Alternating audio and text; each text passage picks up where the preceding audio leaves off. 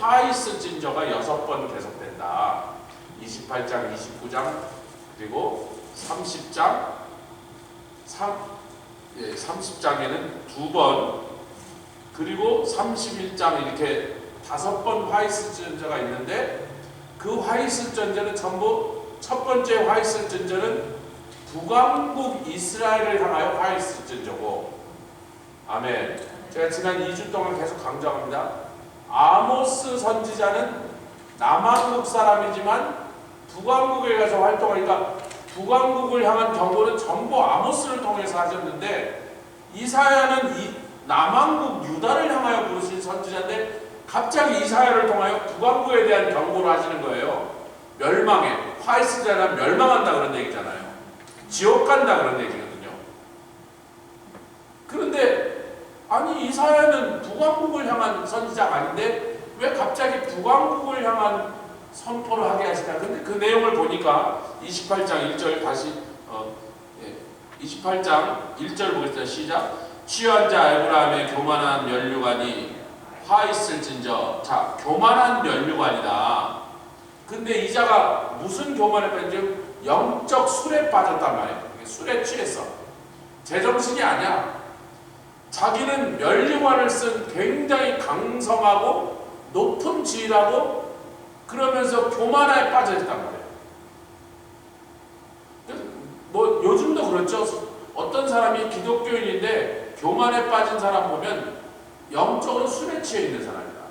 그 사람을 교만에 빠지게 하는 어떤 더러운 영이 그 속에서 역사하고 있는.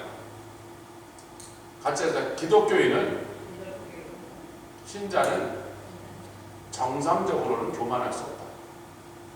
제정신이라면 교만할 수 없다. 어떻게 교만할 수가 있어요? 우리가 전적인 하나님의 은혜로, 그분의 공로로 우리가 구원받고 하나님의 집에 왔는데 어떻게 교만을 떨 수 있냐? 근데 그를 교만하도록 빠지는 그런 술이 있단 말이죠. 음란한 술이 있다는 거죠.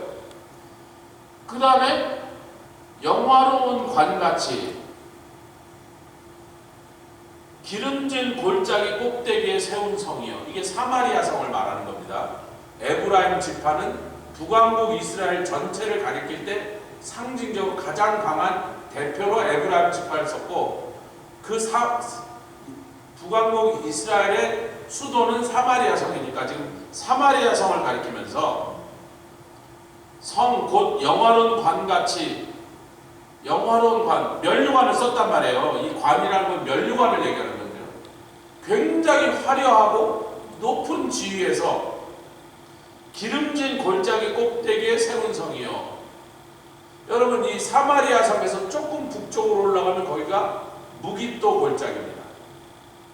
그 주변에 초원이 많아요. 그래서 이스라엘의 곡창지대예요, 여기가. 사마리아 성이 이스라엘의 곡창지대 한복판에 딱 서 있는 거예요. 그러니까 기름진 골짜기란 말이에요. 뭐 양이나 소도 잘 키우기 좋은 골짜기가 또 좀 동북쪽으로 하면 바산 골짜기고, 서쪽으로 하면 무깃도 골짜기고, 그 주변에 굉장히 농사가 잘 되는 비옥한 땅들이 많이 있어요. 여러분, 비옥한 땅이 또 많은 이유 중에 하나가 갈릴리 호수가 원래 화산이었거든요. 화산이 터져서 터진 자국 구멍에 물이 와갖고 호수가 된 거잖아요. 어마어마하게 큰 호수거든요. 그러니까 거기서 화산재가 터져나오니까 사마리아 성에서 갈릴리 호수가 뭐 불과 한 40-50마일? 거기서 화산재가 터져서 이 갈릴리 일대가 비옥한 땅이란 말이에요. 잘 된단 말이에요. 맛있단 말이에요. 과일이, 사과가 얼마나 단지 정말 꿀같이 단 사과를 거기 갈릴리에서 먹었다. 그러니까 지위가 높고 교만해지고 화려해지고 그 주위에서 많은 산물을 가지고 양도 키우고 소도 키우고 곡식도 키우고 과일도 키우고, 거기서 저쪽 갈릴리 가도 바다가 있고, 거기서 좀 더 가면 지중해에서 바닷고기도 나오고 민물고기도 나오고. 제 고향 부안이요, 옛날에 그 조선시대 이런 사람 중에 조선 팔도 중에 제일 사람 살기 좋은데 그래서 부안을 꽂는 게 많아요. 바다도 있고 지리산도 있고 들판도 있어서 곡물도 넉넉해. 산에서 짐승도 나와 약초도 나와. 바다 가면 거기가 그렇게 조기가 많이 잡히던 그 조기를 잡을 때는 육지부터 저 섬까지 조기 잡는 그 섬까지 부안 앞바다의 섬에 사람이 다리가 필요 없이 배를 이렇게 건너서 그 섬까지 걸어갔다는 얘기가 있는 그렇게 조기가 많이 잡히는 거예요. 한국 사람은 조기면 최고지. 생선 중에 조기면 최고잖아요. 조기. 안 그래? 조기가 제일 비싼. 갈릴리가 그런 입지를 가지고 있는 것이에요. 기름지고 넉넉한 곳이라고요. 그 중심에 사마리아가 딱 서 있는 거라. 그러니까 기름진 골짜기요. 그런데 너는 쇠잔에 가는 꽃 같으니 옛날에는 화려했지만 화있을진저. 뭐예요? 또 한 번 너 멸망한다니까. 화있을진저 시작해놓고 그 말을 설명을 끝난 다음에 너 쇠잔에 가는 꽃까지 확실히 멸망한다니까. 이 얘기를 하고 몇 년 지나지 않아서 디글랏빌레셀이 쳐들어오고 그의 아들 살마네셀이 쳐들어오고 아수르 왕들이죠. 살마네셀이 죽으니까 그의 아들 사르곤 2세가 와서 사마리아 성을 완전히 멸망시켜서 주전 720년에 불빛처럼 엮어서 빨간백을 끌고 가는 일이 벌어졌단 말이에요. 지금 이사야를 통하여 이 말씀을 선포하고 왜 그동안 아모스는 계속 여러분 잘 드세요. 회개하라. 거기까지 가서 북왕국에 살면서 회개하라 더니 그 북왕국의 베델의 제사장이 왕한테 가죠. 여로보암 2세한테서 저 남쪽 유다에서 이민 온 이상한 놈이 자꾸 왕과 우리가 뭐 회개하지 않으면 끌려갈 거라 그러고 이 나라가 멸망하게 저놈이 우리 중국 수파입니다. 저놈 잡아다가 족치제 그러고 있었단 말이에요. 아모스를 통하여 아무리 회개라고 해도 회개 안 했어요. 근데 이사야는 거기 보내지도 않고 북왕국 사람들에게가 아니라 남왕국 유다 사람들 보고 북왕국 망한다 그러는 거예요. 회개하라가 아니에요. 반드시 망한다. 다시 한번 말하느니 화 있을진저. 확실히 망한다. 그리고 몇 년을 망해버렸어요. 근데 그 망하기 전에 그들의 모습을 보니까 3절 읽겠습니다. 3절 시작. 에브라임의 취한 자의 교만한 면류관이 발에 밟힐 것이라. 그 기름진 골짜기, 아까 얘기했잖아요. 기름진 골짜기 꼭대기인 그 영원의 쇠잔에 가는 꽃이 여름전에 처음 익은 무화과 같으니 아무나 보면 그걸 따먹을 것인데 먹으려고 따보면 맛도 없어. 그래서 먹지도 않고 버릴 것이라 그랬더니 여러분 제가 말씀드렸죠. 저희 집에 무화과 나무가 있었기 때문에 교회 마당에 무화과 나서 근데 무화과가 이제 파랗게 달린 다음에 한참이 지나 이렇게 색깔이 조금씩 브라운 색깔로 변하고 나중에 이렇게 예쁜 색깔로 변하는데 어린 마음에 그놈을 익을 때까지 기다리기가 힘들잖아. 그래서 조금 했다가 이렇게 가지고 나중에 요만해서 이제 한참 되니까 이제 자두할 만하게 됐는데 요만해요. 그게 막 수천 개가 달렸는데 나무가 5그루쯤 있어서 나무마다 몇백씩 달렸으니까 막 많이 달렸는데 먹으려고 이렇게 따르니까 아버님이 영선아 아직 안 익었다 따지 마. 네. 다음 달 봐도 여전히 퍼래. 어저께는 안 익었다 하셨지만 오늘은 하루 더 지났으니까 좀 더 익었겠지. 그래서 이제 기어이 땄어요. 땄더니 거기서 하얀 진물이 있고 무슨 풀 같은 진물이 우윳빛의 진물이 나는데 만지니까 끈적끈적 풀 같아. 요렇게 핥아봤더니요 독약같이 써. 그리고 실제로 독이래요. 그걸 먹으면 진짜로 독이래요. 익기 전에 절대로 못 먹는 과일이 뭐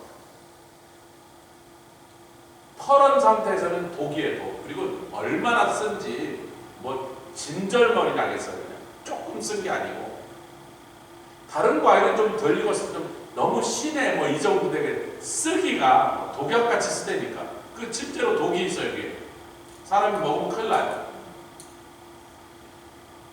지나가는 놈마다 무화과 달렸네 그거 땄는데 아직 충분히 익기 전이니까 맞아 이거 들고 그만 다 내다버릴 거야.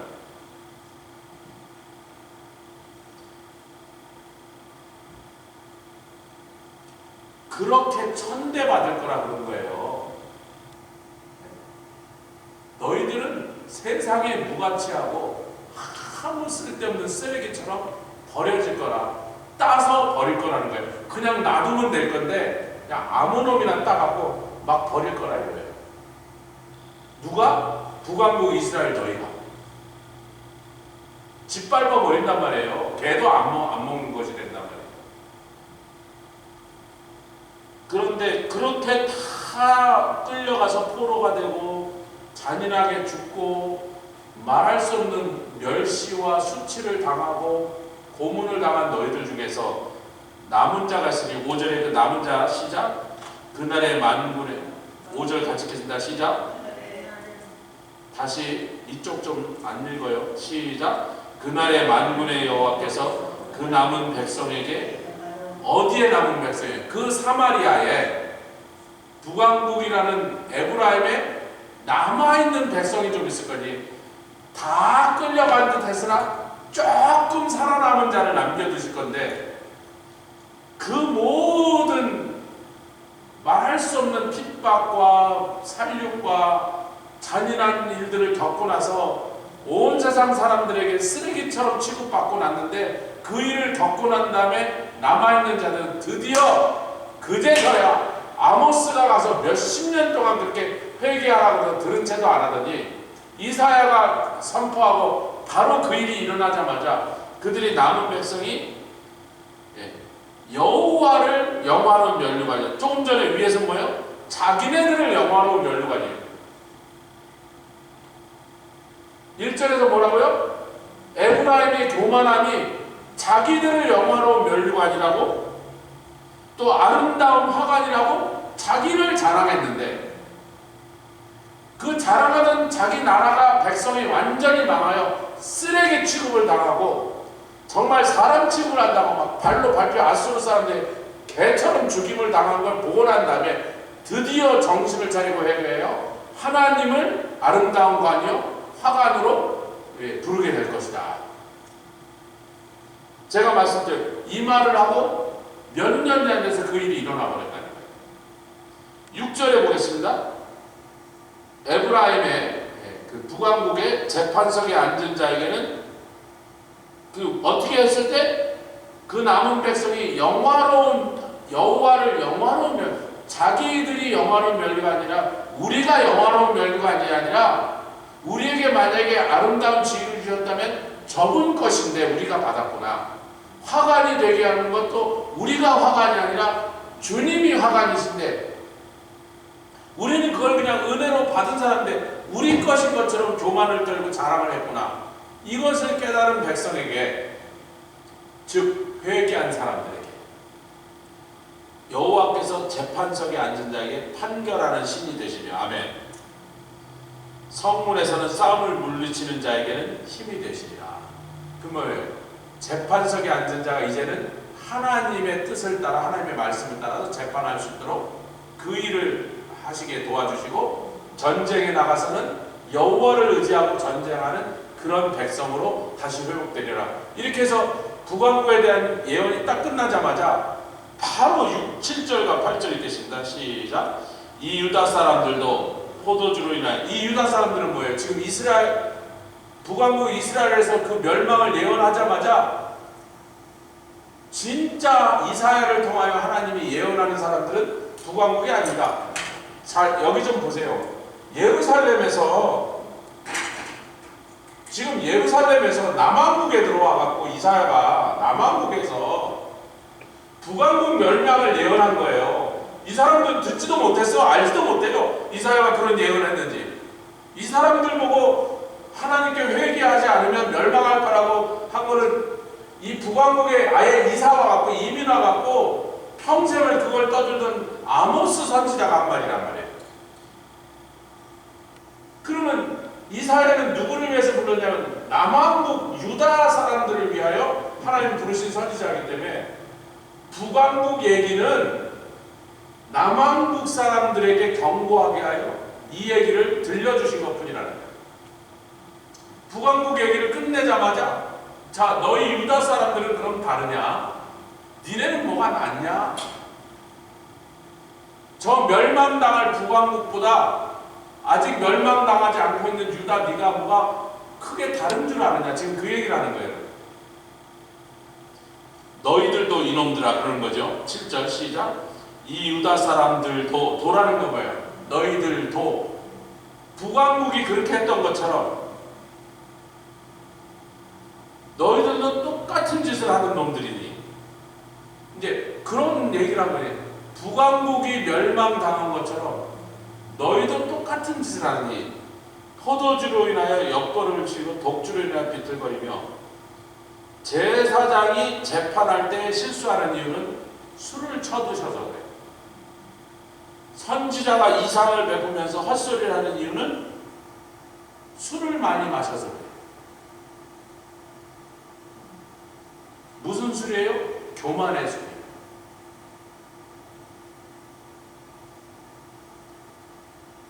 자기가 잘났다고 생각하고 자기가 대단하다고 생각하고 자기가 훌륭하다고 생각하고 그래서 교만의 술을 마시고 비틀거리면서 이상을 예언해야 될 선지자가 헛소리하고 백성들을 잘 하나님의 말씀을 가르쳐서 바르게 재판할 재판장이 재판에서 엉망 개판을 해버려요.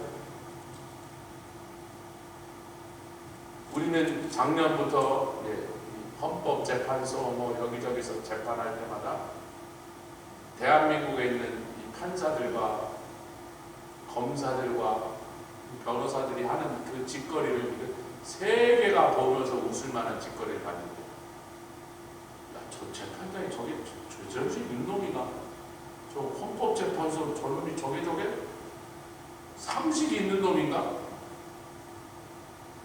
근데 성경을 보면 그렇게 된 원인은 술에 취해서 교만의 술에 취해 온 국민 몇 천만 명이 호소를 해도 들은 채도 하지 않아요. 교만의 술에 취해서.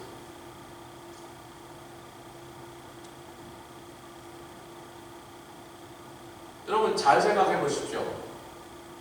이사야서가 시작된 다음에 하나님께서 제일 먼저 하시는 일이 뭐냐면 너희들의 죄가 뭔지를 재판정에서 검사가 너희들의 죄가 뭔지 죄상, 죄목을 하나하나 얘기하시겠다 이렇게 이사야가 시작했어요. 그래서 이제 제일 먼저 한 게 유다를 공격하는 북왕국과 아람을 이제 치시겠다. 그들을 하나님께서 심판하시겠다. 혼내주시겠다 이 말이에요. 아멘. 아멘. 2년 전에 저희가 이 얘기를 몇 달을 했습니다. 2023년이 뭐 꿈같은 옛날이긴 하죠. 근데 그래도 이사야서를 강론하는 동안 계속 그걸 좀 기억하고 계실 필요가 있습니다. 너희들이 무슨 죄를 졌기 때문에 내가 심판하고 멸망하는지 하나님이 그 죄를 하나하나 열거하셨다. 뭐요? 하나님 앞에 교만하여 대적한 거. 아멘. 그리고 하나님의 백성을 괴롭힌 거. 이 열국을 심판하시는데 그 다음에는 아수르에 대한 심판을 얘기하시고 아멘. 바벨론에 대한 심판을 얘기하시고 아직 바벨론은 나라가 세워지지도 않았는데 그 바벨론이 나중에 하나님의 백성들을 괴롭힐 것을 인하여 벌써 세워지지도 않은 나라를 심판하시는 얘기를 먼저 선포하고 계시고 애굽에 대해서 두로에 대해서 시돈에 대해서 블레셋에 대해서 에돔에 대해서 모압에 대해서 암몬에 대해서 그들을 하나하나를 열거해서 심판하실 걸 설명 그 이유를 밝히신 다음에 갑자기 24장부터 전 세계 모든 민족을 향한 하나님의 심판을 얘기합니다. 24장으로 가보겠습니다. 여러분 이건 큰 것을 우리가 기억하고 있어요. 이 나라 저 나라 얘기를 다 하신 다음에 마지막으로 두로 얘기를 하신 다음에 24장에 시작. 여호와께서 땅을 공허하게 하시며 황무하게 하시며 뒤집어 엎으시고 그 거민을 흩으시 어느 나라가 아니고 특정한 민족이 아니라 이 땅 전체를 하나님께서 이제 심판하시겠다. 아멘. 24장 마지막에는 높은 군대 21절 24장 21절 보겠습니다. 시작. 그날의 여호와께서 아니 여러 군데 넘기지만 24장이 폈는데 21절 24장 22절 시작. 그날에 여호와께서 높은 데서 높은 군대를 벌하시며 땅에서 땅의 왕들을 벌하시리니. 여러분, 높은 군대는 악한 귀신들의 군대고 땅에선 그것들에 의하여 움직여지는 땅에 있는 여러 제국과 왕국들의 군대를 얘기하십니다. 아니, 이 땅뿐만 아니라 저 하늘에 있는 귀신들과 악령들의 그들까지 하나님 벌하시겠다 지금 선포하고 계십니다. 이게 전 우주적인, 전 지구적인 사건을 얘기하고 있습니다. 아멘. 25장에는 그럼에도 불구하고 하나님께서 구원하시겠다는 얘기를 지금 하시면서 그냥 다 읽을 수 없으니까요. 25장 9절 읽겠습니다. 시작. 그날에 말하기를 이는 우리의 하나님이시라. 우리가 그를 기다렸으니 그가 우리를 구원하시리라. 이는 여호와시라. 우리가 그를 기다렸으니 우리는 그 구원을 기뻐하며 즐거워해야 할 것이며. 12절. 너의 성벽에 높은 보장으로 땅에 내리시되 진토에 미치게 하시리라. 이래서 여러분, 그 하나님을 의뢰하고 하나님을 구원으로 여기서 하나님의 이름을 부르는 사람은 구원하시겠다. 온 세계를 벌하시고 심판하시지만 그 속에서 하나님을 부르고 붙잡는 사람을 구원하시고 그들을 지켜주시겠다, 이렇게 말씀하십니다. 아멘. 그리고 26장에 그 유명한 그 찬송을 부르게 우리에게 가르쳐 주셨죠. 할렐루야. 제가 주일날 이것을 여러분과 함께 다시 잠시 참고했습니다. 26장 1절 읽겠습니다. 시작. 그날의 유다 땅에서 이 노래를 부르리라. 우리에게 견고한 성읍이 있으니 어떤 성읍이냐? 구원으로 성과 각을 삼으신 성읍이라.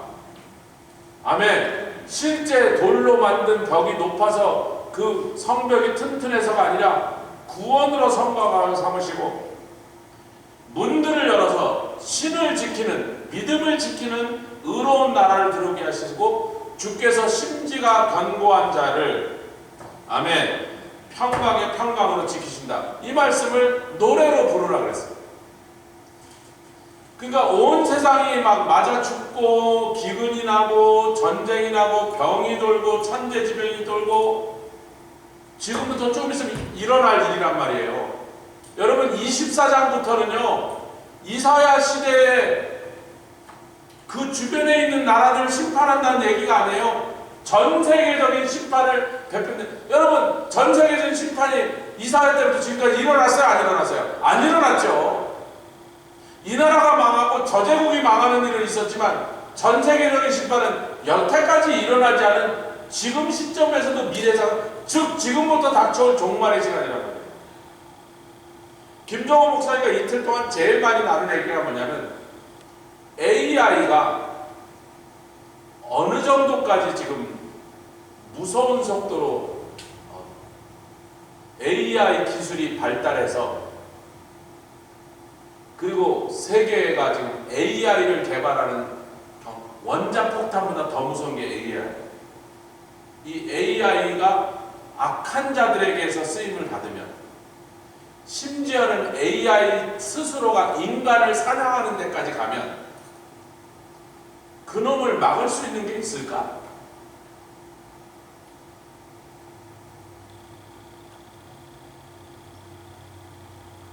우크라이나 전쟁에 드디어 로봇에다 총을 달고 상대방 진영에 있는 병사들의 참으로 로봇가 총을 쏘면서 와요. 여러분, 이 군인들이 얼마나 황당하겠어요. 저놈은 부숴봐야 기계야. 근데 나는 저놈이 쏘는 저놈이 쏘는 총에 맞으면 나는 죽는 거야. 쟤는 기계니까 다시 만들면 돼. 그러니 내가 저놈을 죽였다고 무슨 신나는 일이 하나도 없어. 저건 기계니까 또 오고 올 건데 나는 어쨌든 저놈이 쏜 총에 맞으면 나는 죽는 거야. 여러분, 이게 얼마나 황당합니까? 용감하면 뭐예요? 계속 기계랑 싸워야 된다는. 근데 그 로봇가 지금 무서운 속도로 발달하고 있거든요.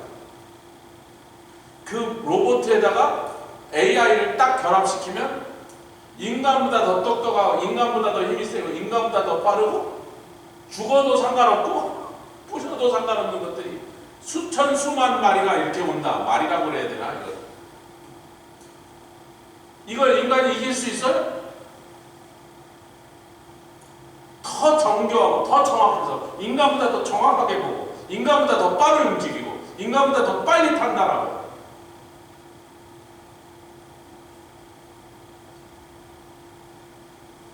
그래서 이제 김종호 목사에게 이틀 동안 그분이 좀 과학자시니까 제가 이 얘기를 같이 꺼내서 이제 나눴는데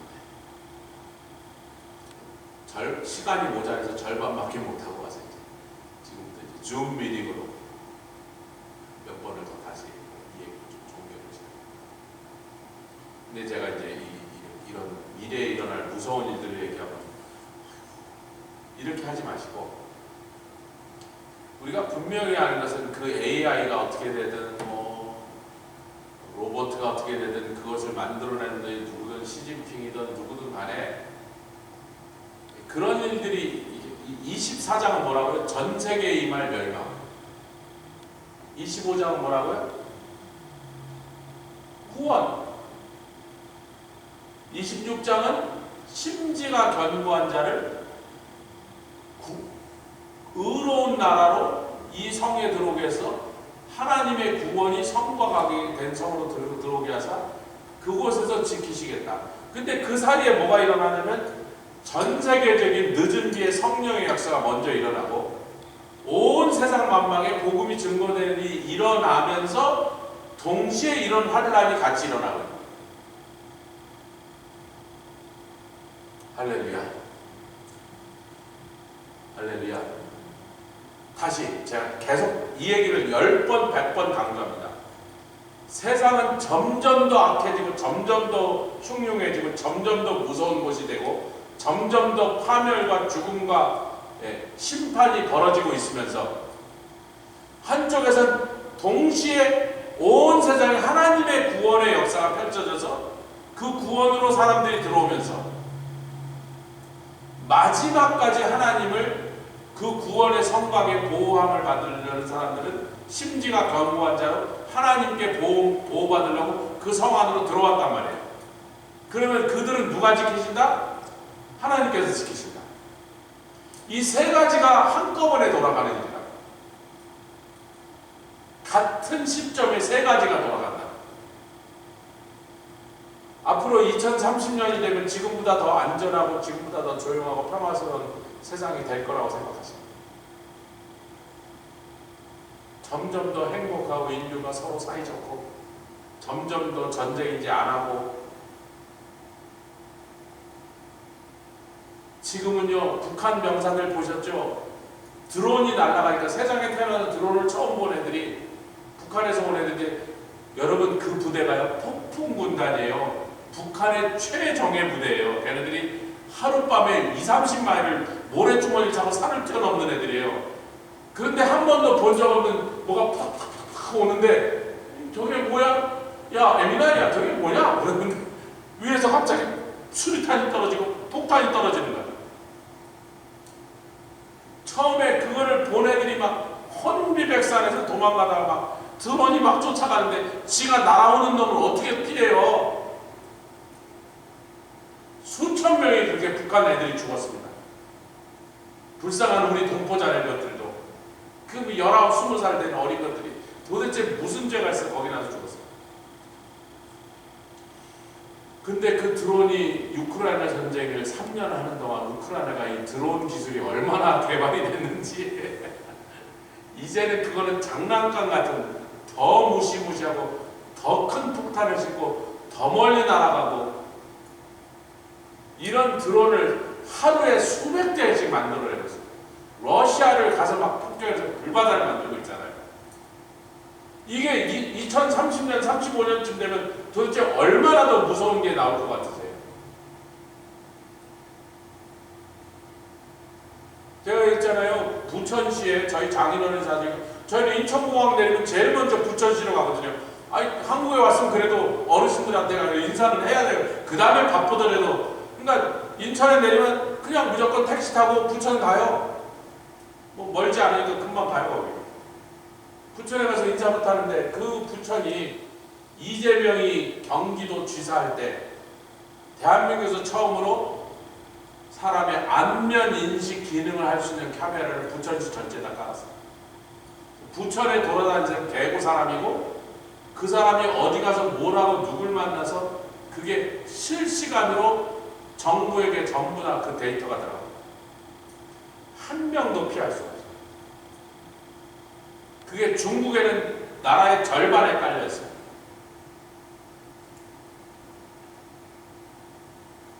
그 내가 부천시가 재수 없어서 장인어른만 안 계시다면 거기는 절대로 안 들어갈 건데, 아니 장인어른 계시니 어떡하겠습니까? 누구나 사람 가야 되니까. 조 목사가 부천 가면 이제 계속 그놈들한테 다 들어가 있다니까요. 얼마나 재수 없어요. 얼마나 기분 나빠요. 제 얼굴을 정확하게 인식한다니까요. 카메라 딱 찍으면 컴퓨터가 저거 누구다 그래요. 그 사람 이름과 정보가 쫙 나오는 거예요.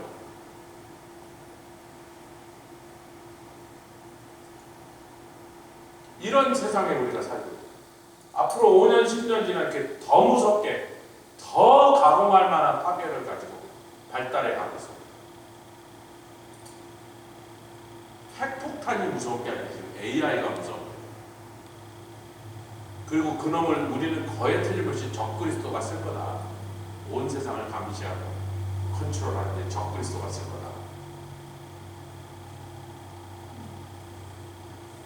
신문을 읽으면 마음이 뒤숭숭하죠. 뉴스를 보면 기분이 찝찝하죠. 아이고 세상이 어떻게 달라고. 그때 우리가 주여 차라리 빨리 오시옵소서 그 말이 저절로 나오죠. 근데 그때 우리에게 두 가지를 기억하라는 거예요. 첫 번째는 온 세상 민족을 구원하신 역사가 온 세상의 멸망이 돌아가는 그 시나리오와 함께 톱니바퀴처럼 두 개가 맞물려 돌아갈 거다. 아멘. 아멘 안 하시면 다시. 이 두 개는 동시에 같이 돌아가는 사건. 그리고 마지막까지 심지가 견고하여 구원으로 성과 과거를 쌓으려는 백성이 하나님이 보호하시는 그 성에 딱 들어가면 그 성에 들어온 사람은 평강에서 평강으로. 여러분 평강이라는 말 자체에 살렘이라는 말 자체에 살렘이라는 말 자체가 원래가 이 안에 계속돼서 이게 견고하다는 뜻이 이미 들어가 있어요, 여러분. 그런데 샬롬에서 샬롬으로 간다. 견고한 평강에서 견고한 평강을 하고 영원토록 평강이다. 절대로 망할 리가 없다. 절대로 무너지지 않는다. 절대로 원수에게 당하지 않는다. 영원토록 그 상태가 유지된다. 죽게 피해라. 이 세 가지가 같이 돌아간단 말이에요. 하나님께 그 구원을 의지하여 구원을 성으로 피해온 사람은 그 성 안에서는 어떤 사람도 원수에게 당하지 않도록 하나님 끝까지 지켜내신다. 그리고 세상이 흉흉하고 무서운 일들이 일어나고 수많은 사람들이 막 어려움과 기여와 굶주림을 갈 때 그때 복음은 더 잘 들어가요. 가난해진 거야. 심령이 가난해졌어요. 심령이 겸손해졌어요. 심령이 갈증으로 굶주림으로 더욱더 허하고 가난해지니까.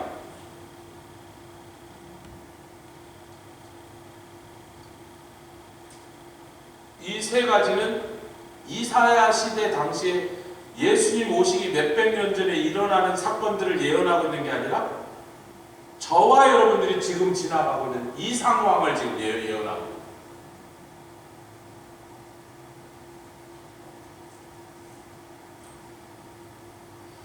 그런데 그때 당시 유다 백성들의 영적 상태와 그들에게 닥칠 일을 비유해서 이것을 사용하여 지금 2025년 살고 있는 우리에게 경종을 울리고 있는 거예요. 그게 뭐냐면 유다 사람들은 여러분 이사야 당시에 이 말을 하고 몇 년 안 지나서 주전 721년이 옵니다.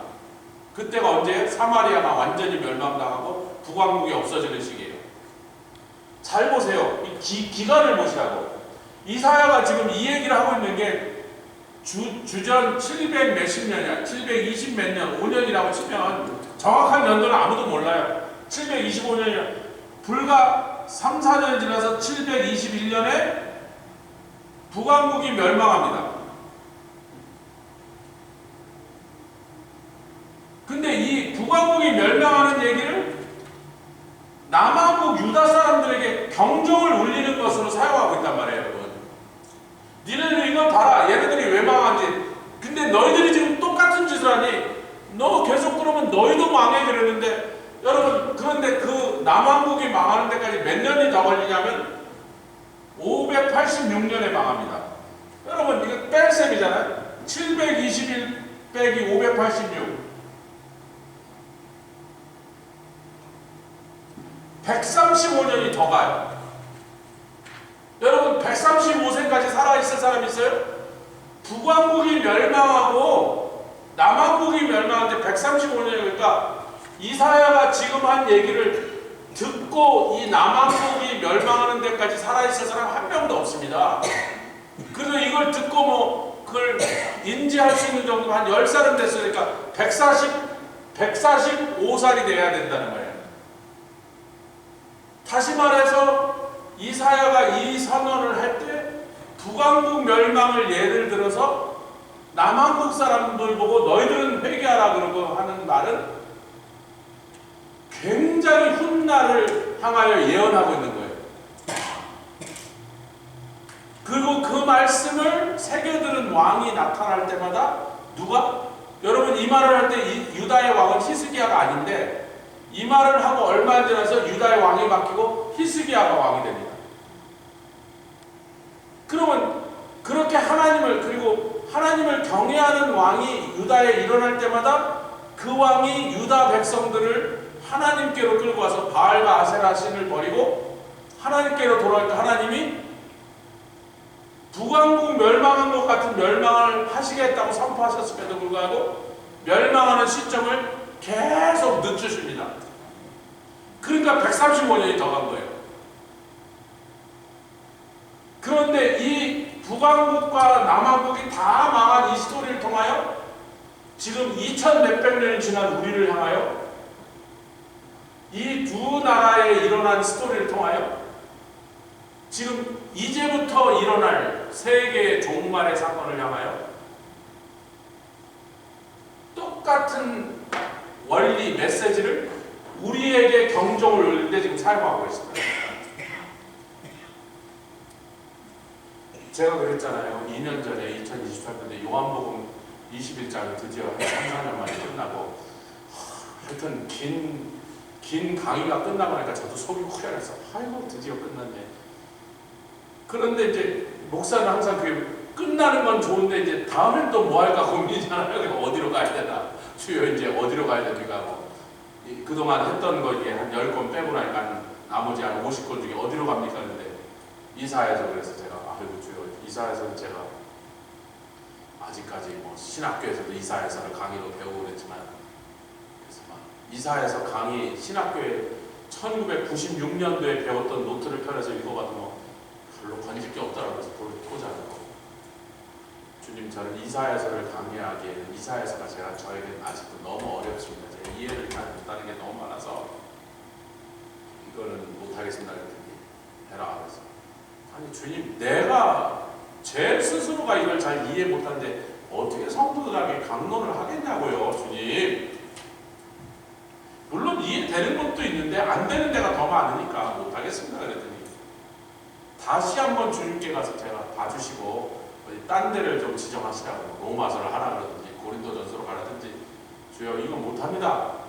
진짜 아니 내가 모르는데 어떻게 합니까? 그랬더니 Because it's time. 정신이 번쩍 나서 아니 이게 무슨 소리인가? Because it's time.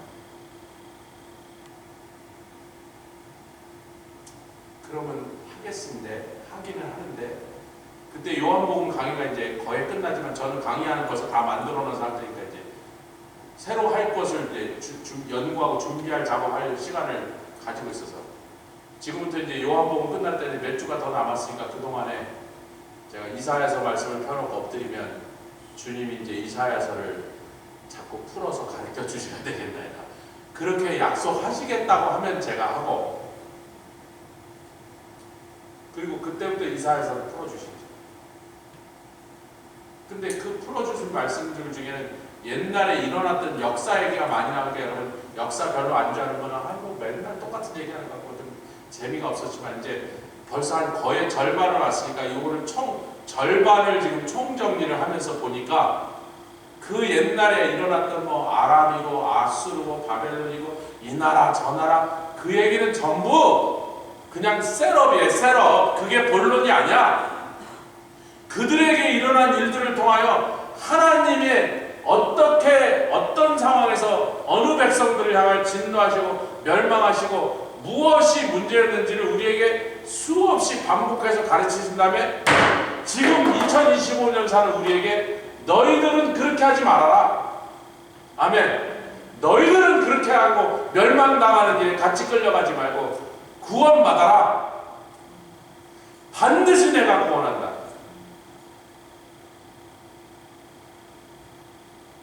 Because it's time. 제가 AI 얘기를 꺼낸 건요.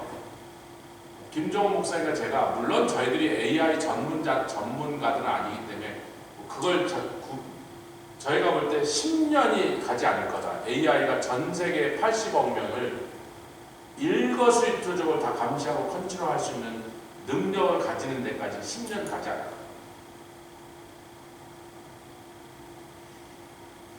그 전에 늦은 비의 역사가 오실 수밖에 없고 그 전에 복음 전하는 일이 전 세계에서 추수를 마치는 역사가 일어나야지. 그리고 예수님이 재림하셔야지. 제가 볼 때 10년 안에 끝나야 될 것 같다. 여러분 제가 조급하라고 이 말씀을 드린 게 아니라 항상 제가 종말에 관한 말씀을 잘못 배우고 잘못 받으면 두려워하게 돼요. 그럼 잘못 가르치고 잘못 배우고. 종말에 관한 말씀은 우리에게 소망을 주고, 예, 아멘, 보장을 주고, 담대함을 주고, 용기를 주고. 마귀 너는 네 일을 해라. 적그리스도 너는 네 할 짓을 해라. 우리는 하나님의 성령이 우리에게 임하사, 아멘. 성령으로 성령의 역사를 일으키고 완성하여 하나님의 뜻을 이루는 일에 우리는 쓰임받고 너희는 니네 일 해, 우리는 우리 일을 할 테니까.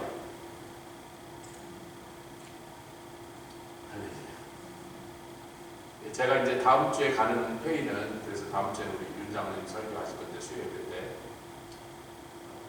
우리 하나님의 성회가 이제 한 30여 개의 디스트릭트가 있어요.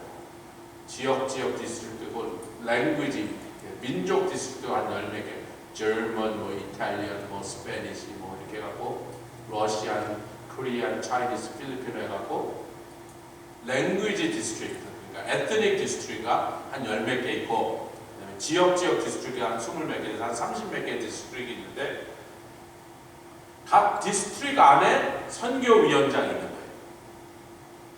근데 제가 재작년에는 그런 사람들이 모이는 회의가 있다는 얘기인데 이상하게 초청장이 안 오는 거예요. 그래서 언제 했는지도 모르고 지나가 버린 거예요. 그래서 아니 왜 내가 우리 디스트릭의 선교위원장인데 연락이 안 오나. 그러고 올해는 내가 좀 알아보고 꼭 가야겠다 그러는데 이메일로 딱 초청장이 온 거예요. 한 2, 3개월 전에. 그래서 가야지. 그러고 가서 이제 그 선교위원장들끼리 그 사람들 한 30몇 명이 앉아갖고 세계 선교 전략에 관한 회의를 하고 그 다음에 지금 이제 올해 파송받아 나갈 선교사들이 거기서 몇 달씩 트레이닝을 받아요. 그 트레이닝 받는 일에 우리도 들어가서 참관도 할 수 있는 거예요.